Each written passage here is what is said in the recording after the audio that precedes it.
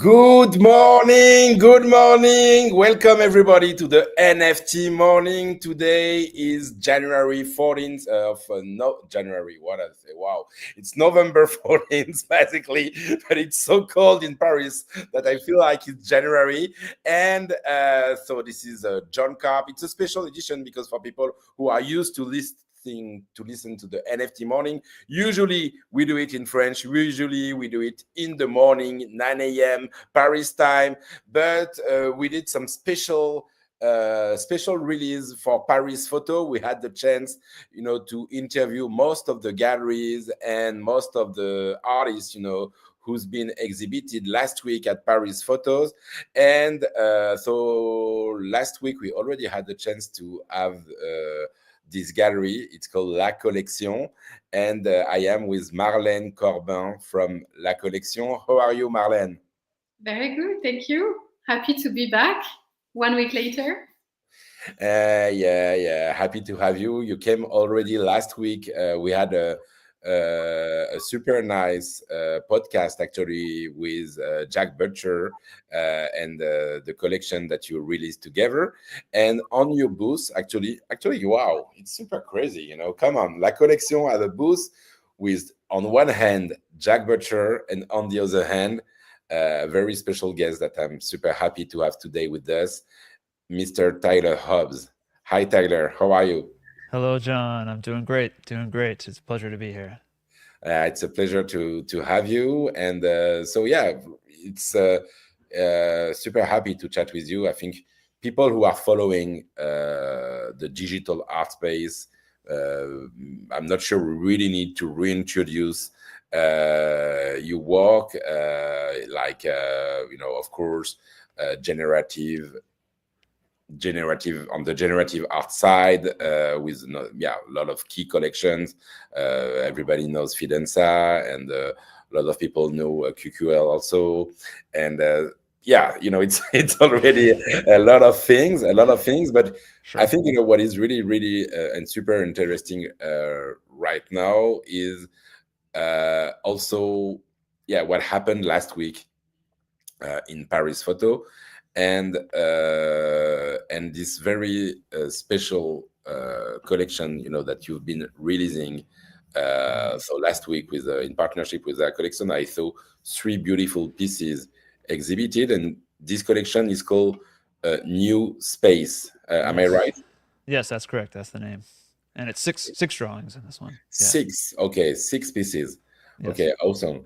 And so actually, I think it's super interesting because maybe if you don't mind, for people who are watching the NFT Morning, I will just share to let people understand how it looks like, because when you see it, I believe that, and I think it was interesting, and this is why also, Marlene, I would like to get your feedback. But I would like to understand, the feeling that have people when they see this piece, because when you see it, it looks like hand drawn, basically artwork. Looks like a mix of something very detailed that looks really like black and white, and a mix of doodle like, really detailed, with a lot of you see the pen written basically. And I don't believe that when people see it, they feel like it's a digital. I don't know, Marlene, I just wanted first to get the feeling and the feedback from the crowd when they saw the artwork, because at Paris Photo, it's a mix. Of course, in the digital sector, you have people who knows, but most of the crowd also, when they came, they are just photography collectors.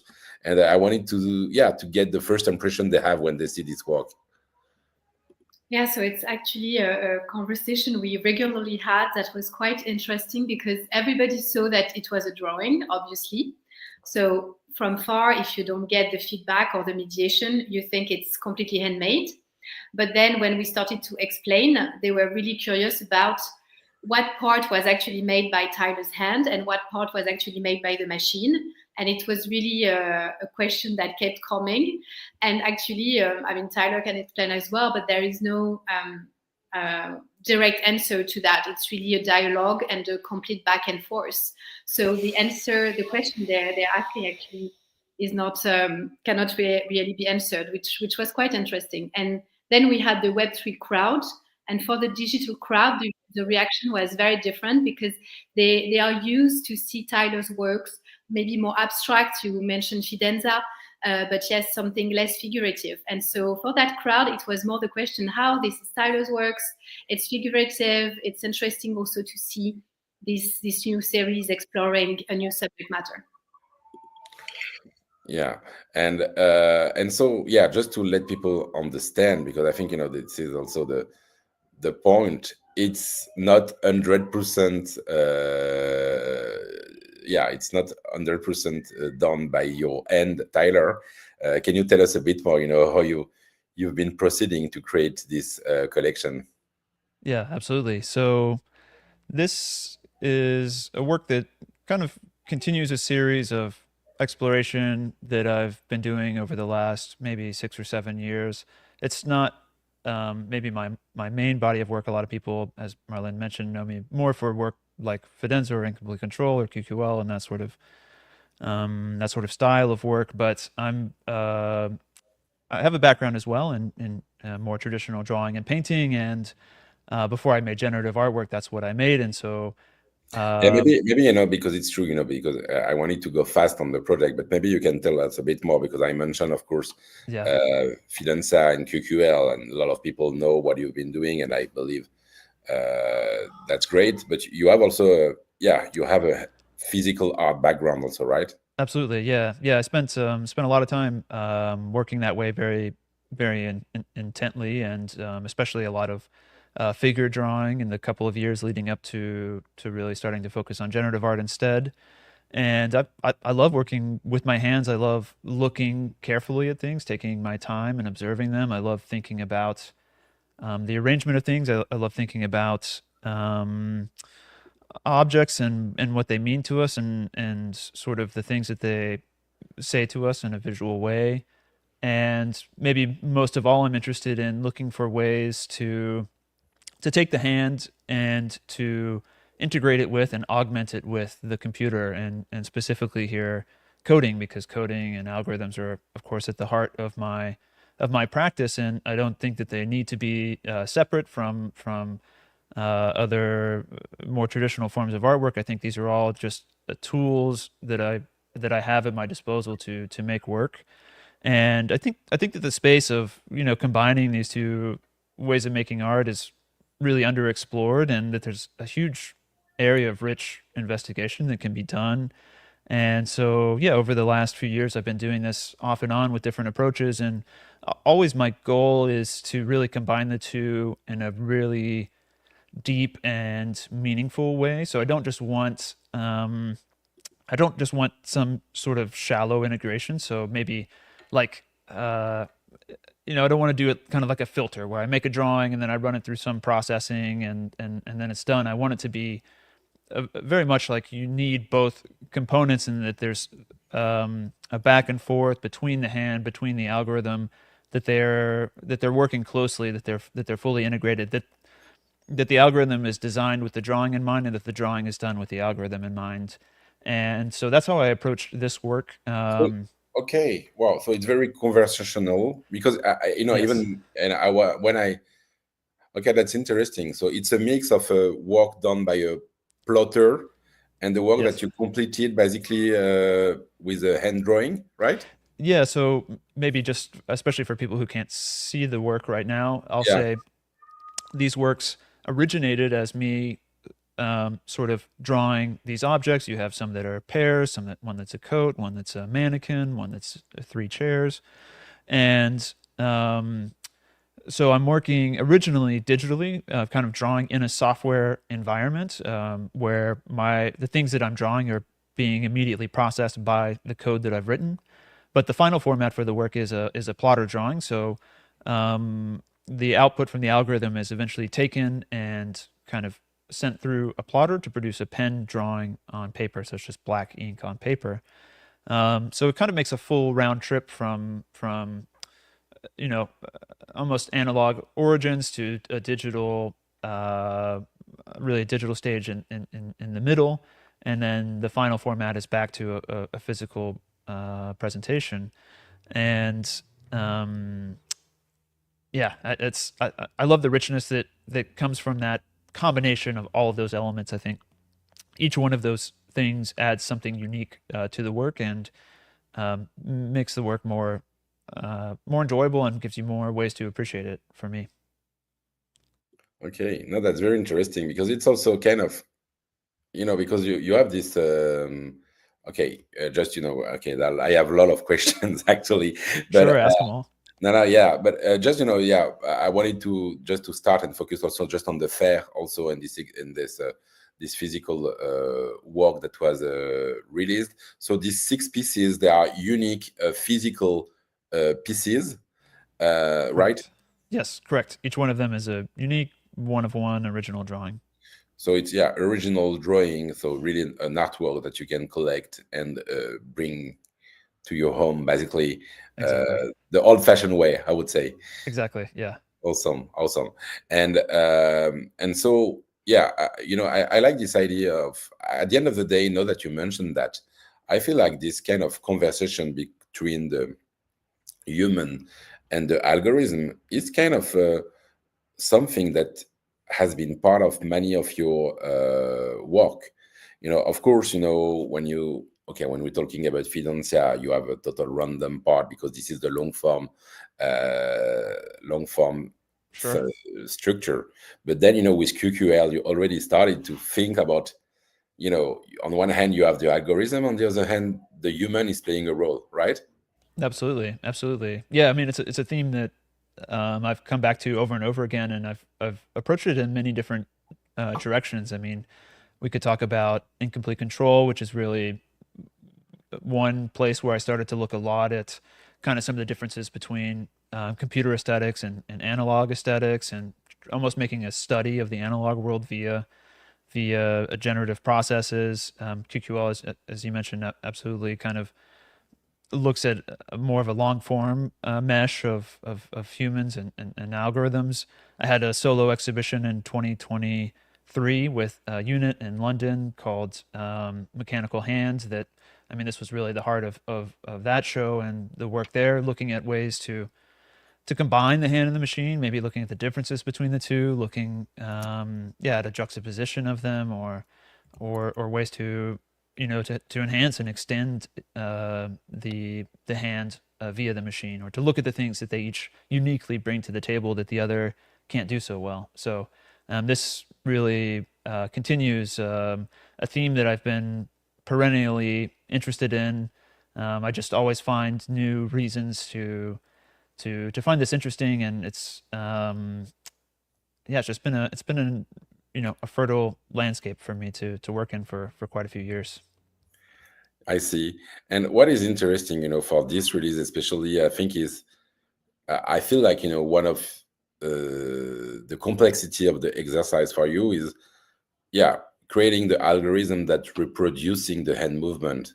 Because this is the thing, that we mentioned at the beginning. You have the feeling that it looks 100% natural, I would say. And I believe, but tell me if I'm wrong, that, yeah, the more it looks simple and natural, the more complexities to create, right? Yeah, absolutely. I'd say maybe the perfect example I can give is just a scribbly line.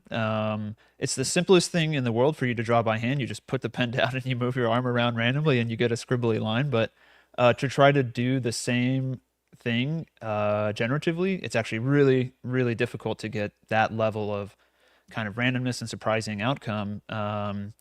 And I think that's a great example of how differently these two worlds work.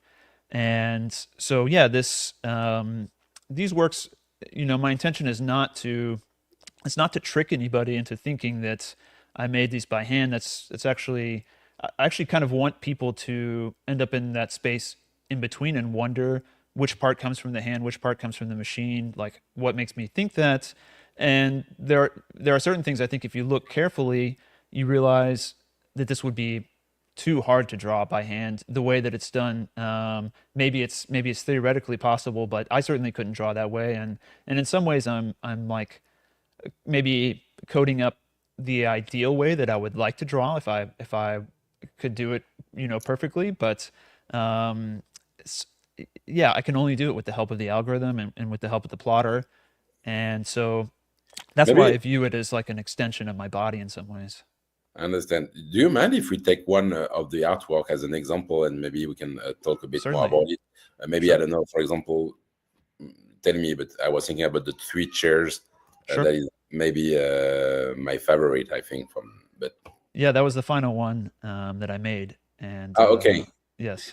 Yeah. So just to describe for people who don't see it, we can see. You can see three with this scribble style, three chairs. One that is one. You have kind of this photographic aspect because you have a focus on the fore plan on one of the chairs, and then a blurb effect on the two other chairs that are a bit looks a bit more. Uh, That that effect is that's just a consequence actually of the photo of the artwork itself. So yeah. The blur is not there in person. The blur okay, is not yeah, there in I person. was wondering actually. Yeah. Thank Once I you. figure out how to do that with the pen, I'll really be doing something Yeah, amazing. I felt like Yeah. it was challenging also. Yeah. So yeah, forget what Yeah. I said. That's not the thing. So yeah, no, you have these three chairs, but but tell me if yeah, but you have, yeah, with proportions. One is in the forehand, and the two other ones are a bit more, a bit Yes. smaller, or something like. Yeah, you have two togethers and one that is Exactly. It's yeah, just they are a not on the arrangement of three same. chairs in Yeah, space, right? they're not on the same levels. Actually, no, I'm watching the two pictures they sent me, and I can see depending on the picture, yeah, Yeah, it's if different. you go back into the top level folder that I sent you, there's a straightforward photo of the three chairs that can kind Yeah, of show it clearly. But yeah, I mean this I can talk up just about this work and what interested sure. me in this one. As I mentioned, this was the last one that I did in the series, and it was kind of interesting. As I worked through these, there were a few things that changed and developed, and one of them was realizing what an important role negative space was playing in these works and how it really brought out the best qualities of the algorithm. So as I mentioned, like it really is this kind of back and forth process of tuning the drawing to the algorithm and tuning the algorithm to the drawing. And so I started to really draw more with the algorithm in mind as I got to know the algorithm better over the course of the works. And so the three chairs are done very much with negative space in mind. They're just three chairs that I had in the studio. I like sometimes working with maybe more, I don't know, more casual subjects here. I like it when you can take something that you've seen before and show it in a new way that kind of gives you a reason to look at it freshly. And um, yeah, I just like these to maybe have a little bit of a feeling of being intimate somehow, even though there's nothing really personal about these chairs. I set them up in front of me. I'm drawing them from 5, 10 feet away, whatever that is in meters, let's say 3 meters away. And so it has that kind of sense of perspective from me. It's not through a photograph. It's done directly looking at the objects, which I think gives a really certainly a different feeling to anything that you're drawing. And another thing that kind of developed as I worked on these that started to change is how I thought about space. And this is a little bit where the title of the series, New Space, comes from. I started really thinking about the space um, that these objects are sitting in, and starting to make it as I got towards the end a more and more ambiguous space. So there's no reference to horizon or room or anything like that, and I kind of like that ambiguous space in that sense. It's almost kind of an echo of the ambiguity that I mentioned earlier of what comes from the hand, what comes from the machine. Sometimes I like for my work to end up in a bit of an ambiguous space. I think that can, I don't know, I find that more interesting sometimes. Um, and yeah, this was just, it's also kind of a difficult drawing because getting these chairs in perspective without any like reference. is a little bit tricky. So it takes some time to draw these things carefully, and they're not perfect, but that's also part of what makes them special, I guess. Yes. That's part of the value of drawing, I think, directly instead of using a photo. You're not so worried about these sorts of things. So that gives it a more like relaxed and intimate feeling, I think. Yeah, we have this feeling, and it's very interesting. And I just want to, in terms of process of, what is handwritten and when is done by the plotter, just the way you've been working, for example, on these chairs, is like you let the plotter start the work and then you complete, and then the plotter is working again. Is it kind of the process you are doing, or or is it different? No, so the plotter doesn't come until the end. Really, the way Also, the the plotter is focused on the texture, I would say, kind of. yeah, exactly. It's just the application. The plotter is just there for the application of ink to the paper, really. In many ways, the work is already done in a digital format before it makes it to the paper. So the workflow kind of goes through me starting to digitally draw these shapes to arrange them, and then I'm really kind of thinking about areas of light and dark, and sort of helping to model those with the algorithm, and kind of indicating to the algorithm which areas should be darker and which should be lighter, and what kind of shape those should take. And that has some influence on how the algorithm decides to do the scribble. There's basically just one long curve that draws the entire image, and it just happens to make more passes and have more density in the areas that are supposed to be darker. And so you get a little bit of a sense of light and shade. The chairs don't show it super clearly, but some of the other drawings, like I don't know, like the pears, kind of show that the pears or the mannequin show that kind of light and dark modeling a little bit more clearly. Um, and and yeah, as I'm drawing, I'm also able to change the code, so that I can control, for example, things like, I don't know, the line weight or the details of how it does the scribble, or whether it's allowing some things to be connected or not. And so it's really nice to be able to both work on the sort of the drawing and the code, and go back and forth on both of those while I'm completing the work. And that's part of what I think makes it so fully integrated, and makes it not just a shallow, cheap blend of the two, but really trying to fully use both tools to their highest potential. No, this is amazing. And talking about these peers, uh, I'm just wondering, does an artist needs to create a still life to be an artist, basically? Yeah, yeah. Maybe Marlene, do you want to talk about still lifes? Do you have any thoughts on that? Well, that was a bit the topic as well of the booth, because for my curation, I wanted to speak about past versus present, and how contemporary artists, are using topics or movements from the past to get inspired. And I think in Tyler's case, this idea of using classical imagery, so still life is a topic that the Academy at the time, still life was considered as art, and other subjects were not considered as art. So it's quite interesting to go back to the basics and see how, with new technologies today, we can reimagine these kind of subject matters in a new way and giving it a new life. And also, I think what I like, what we were just discussing about the drawing, it's the fact that with the plotter and the fact that it's done in one go, there is a connectivity between all the elements in the drawing. Like there is this texture, this materiality, but there is also this connectivity, because all the objects have to be, created together. Yeah, absolutely. And I can talk a little bit about, yeah, why still lifes as well. Like I'm going to say that still lifes are probably passe. Maybe now, at least they were in the past. Maybe they're back in style. I don't know, but I think I'm not too worried, really, honestly, about whether they're in style or not, because I think, look, we have objects all around us. These are the things that we see every day, and I think it's kind of crazy for an artist to not to look at the things that are around them. Of course, I'm interested in those things visually, and I think, sure, if I had gone and made an oil painting of these pears, like maybe there wouldn't have been anything interesting to say. But and really, it is the medium and it is the approach that makes these things fresh.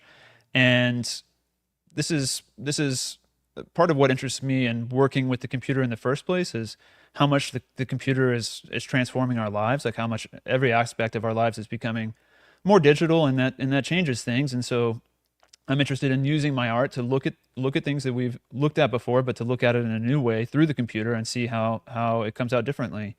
And so I think that's one of the gifts that this medium has given me, is that it gives me the opportunity to reevaluate things like still lifes, like painting, things that are not, in many ways, you wouldn't think of those as being interesting, novel ways of working today, but they can be made totally fresh again through these means. And so I just think that's it's wonderful, and for me as an artist, I feel like it's a great opportunity.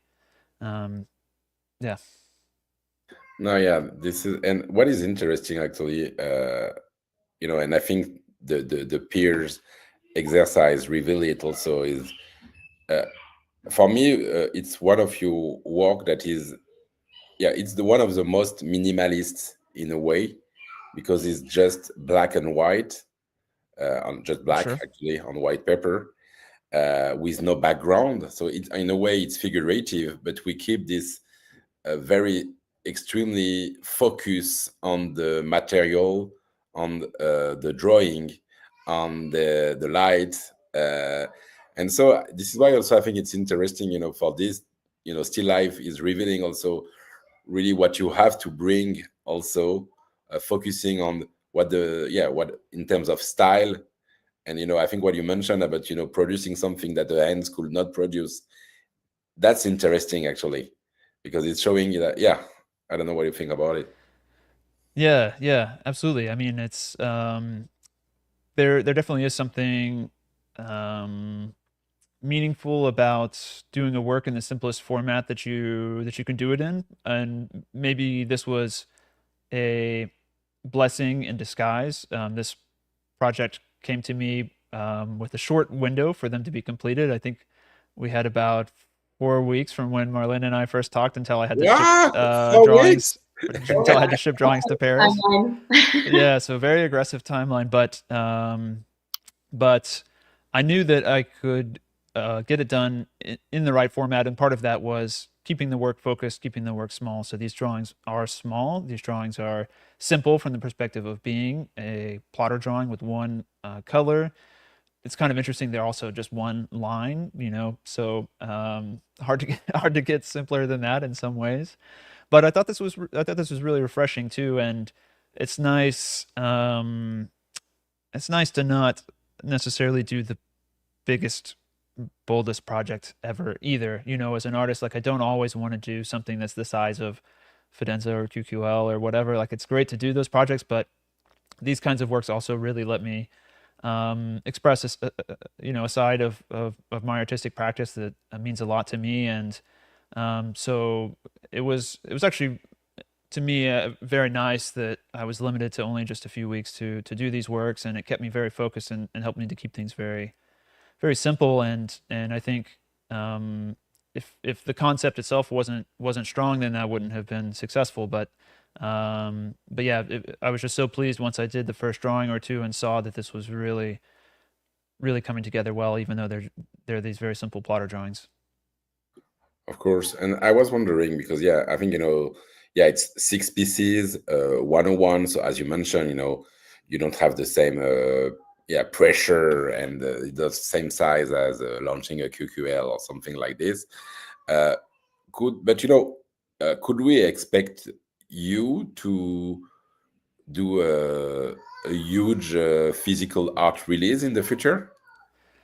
Yeah, you could expect that, I think. I don't I don't have I don't have it perfectly concretely planned, but yeah, many of these ideas, I feel like this is just the start of them, and I see a lot of potential for ways to continue this work. As I mentioned as well, this is not totally new to me. It's a continuation of work that I've been doing since about 2018. But I was really excited to get back into this over the last couple of years. I haven't done as much of this kind of work, and so it was very refreshing to me to get to do this. And I just got really excited about making the work, and that's always the best sign as an artist that the work will come out well. I think is whenever you're really interested in it, and whenever it really motivates you to want to get into the studio and to work on it the next day. So I always try to follow that kind of passion, and I find myself right now, full of ideas for ways to continue doing this. Yeah, in terms of large physical work, I don't know. It depends so much on the venue, on timing, on so many other things. I think a lot of this stuff also very easily could exist in a digital only format. So I'm definitely thinking about ways to do maybe larger versions of the work in a digital only format as well. So all of those things kind of occur to me. Yeah, but so yeah, this project, even if it's a 4 weeks project as you mentioned, it's always enriching your journey basically, and could bring to something digital and physical inspired by the experience, right? Absolutely. Yeah. And okay, as we know, we're talking also about Paris Photo. Just it's always a question that I like to ask is, do we need traditional collectors in the space? Because I think now, because I think the last 2 years, and especially with the bear market, all the space has, I've moved in a way to this physical traditional collector journey. Do you think first there is a difference, and do you think it's important to bring these people into digital art? That's a good question. I'd love to hear what Marlene thinks first, if you have any thoughts. And Marlene, I think and also it's part of your job, Marlene, so you know better than me. Yeah, so I would say that yes, it's important to get traditional collectors interested into digital art, and we see that step by step it is happening. I come from the traditional art market, so I worked for Christie's, for White Cube, so traditional brands, and of course, it's very interesting for me to get the feedback from collectors that are used to develop purely physical collection and start to get and see that they are getting more and more curious about digital art. Some of them are already buying also part of their collection digital. Some of them are just curious, and so they are just starting to explore maybe the idea of it. It's going to take time. I still believe that it's going to take time, but I strongly believe that yes, the two worlds need to merge, and we actually see what I'm also seeing as well is Web3 collectors wanting to buy traditional contemporary art, purely physical art. So, and I like this actually in between, and it's also my profile. So I guess I'm very interested into this bridge between digital art and Web3 for collectors, but also just as a thought in general. I really feel like there should be no boundaries. I mean, it's a different medium, maybe it's a different, idea or concept, but it's contemporary art, and I think it's very powerful to see that in Tyler's practice as well, that sits literally between analog and digital. So I would say I apply the same with collectors. To sum up, long journey. We're not there yet, I think, for traditional buyers, but step by step. And we think like Paris Photo, to speak quickly about Paris Photo, I think this is a very powerful example of a successful digital section entering a traditional art fair. So congrats to Nina Hoers for what she did, because it's the best example we have today of this bridge. Yeah, I totally agree with Marlene. I think look, at the end of the day, it's all artwork, and I think any collector might be interested in it for whatever reasons. I don't think that there are digital collectors and physical collectors. Like that's the idea of being able to meaningfully collect digital works is pretty recent, and so a lot of people just aren't comfortable with it yet. But I think they'll get there. As Marlene said, it's a long journey, but the way that you make steps there are by showing the work in a place where those people will get to see it. And Paris Photo is a perfect example of a venue where they didn't come in there probably expecting to see digital art, but they got to see some really good digital art. And I think good art is the best tool that we have for that too. I think you can preach to people all day about why whatever collecting art on the blockchain is awesome, but they have to care about the art. They have to be motivated by the art, and otherwise there's no point. And so I think finding ways to show them the art, and hopefully they connect with that, and that's the start of their journey and being interested in collecting that kind of work. So I think, yeah, I think it's really best for there to be a healthy dialogue both ways. I think both sort of worlds, they're a little bit separated now, but I think they both have things that they can learn from the other. Kind of like my hand in the machine. Like there's things that both of them do uniquely well that the other could learn from. So I think the most interesting place to be is a world where both exist and have healthy crossover between the two.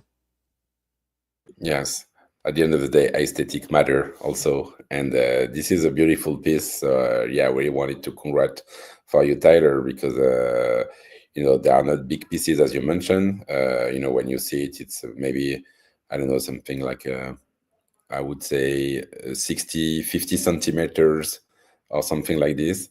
But yeah, when you look at it, it's creating emotion, and I think this is the most important thing with art. So yeah, it's I think it's a really, really good opportunity. And I wanted to ask you also, Marlene, for people, because it's not an on-chain. So if people are interested by the work, what is the best way to do it, Marlene? Is go on the La Collection website, and what is the process basically? Yeah, so we've sold most of it actually today. Okay. 4 out of 6. But actually, the chairs that you mentioned are still available. And yes, if people are interested, they can contact me directly or request price on La Collection, and we will get back to them. So there is a form on La Collection website, and they can request for the price. Exactly. So just okay. So I just go on the chairs item and ask for price, and I will be in touch with Marlene. Then I'll get back to you, John. Yes, very quickly. Okay, that's a simple way, and it's also good. So it's a kind of the old school way also to get a piece. Yeah, it's old school as well. In the way we're doing it, it's a physical piece, so it makes sense. And I feel people also want to have the conversation. They don't want to only buy online such a work. I think they want to know more about it. So it's part of the dialogue. This is awesome. Okay. Yeah, I don't know, Tyler, you wanted to say something to finish? No, just really say thank you. I think both to Marlene for providing this opportunity, for showing the work in such a beautiful way and helping to tell the story of that work. I think that kind of work matters so much. Yeah, I can't do this kind of thing on my own. I can't make the work and show it and talk to everybody. So I really value getting to collaborate with people like Marlene, who are so good at what they do. And yeah, John, it's been a pleasure as well, getting to come and talk about the work as well. I'm always super excited to do that. And it's always an interesting conversation around this kind of thing for me.